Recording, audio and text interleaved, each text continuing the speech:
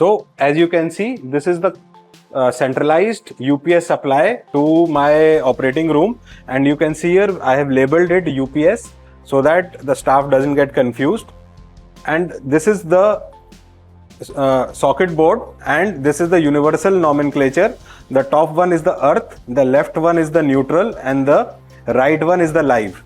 So you can see that even if we take the power cord of any device, it is clearly labeled on this.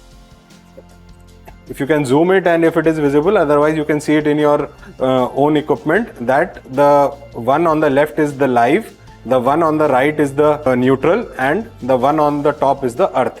So the neutral goes into neutral, the earth goes into earth, the live goes into the live. So basically the role of the earthing is to remove the extra current which gets generated. So friends, this is a multimeter device which is used to check up the electrical supply in the OR, and I'll demonstrate to you that I have just switched it on, and you can see that the neutral. So once I start checking, you can see between neutral and live it says 220 volts. So this is the power supply which we are getting, 220 volt power supply which we are getting from the powerhouse. Now the difference between the neutral and the earth should be, as you can see here in my OT, it is 0.6.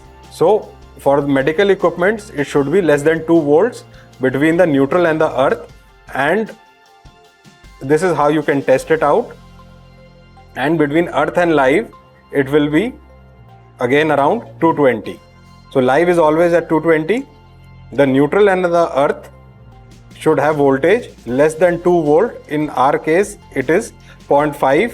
So that means our earthing is working correctly, and any excess current or static electricity or anything which is on the medical equipment can get discharged to the earth socket. So this is very important. Make sure that the earthing in your OR setup is less than 2 volt for medical equipment.